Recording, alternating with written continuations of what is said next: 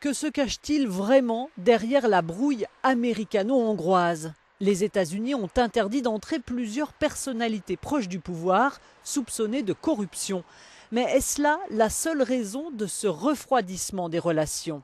Comme l'explique notre correspondante à Budapest, le point clé de cette affaire, c'est de savoir si la décision américaine est basée seulement sur ces cas présumés de corruption ou bien si ça a un rapport avec le fait que les États-Unis ont critiqué de nombreuses décisions du gouvernement hongrois. Washington affirme que ce scandale de corruption est en lien avec des entreprises américaines voulant opérer en Hongrie. Budapest assure n'être pas au courant.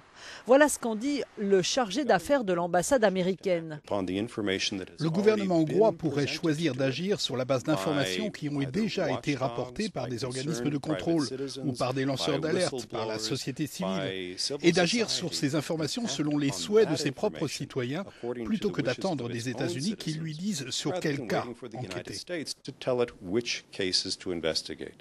Selon les analystes, ce sont surtout le rapprochement avec Moscou, l'opposition de Budapest aux sanctions contre la Russie et la dérive nationaliste qui sont les vraies raisons du litige. Simona Kordosova du think tank Atlantic Council estime que le gros problème serait que ces tendances se répandent dans toute la région. Il y a un sentiment croissant que la corruption, le recul démocratique, une justice souvent biaisée et inefficace, entre autres, remettent les avancées démocratiques en question, conclut-elle. C'est la première fois que des personnalités d'un pays de l'Union européenne sont interdites d'entrer sur le territoire américain.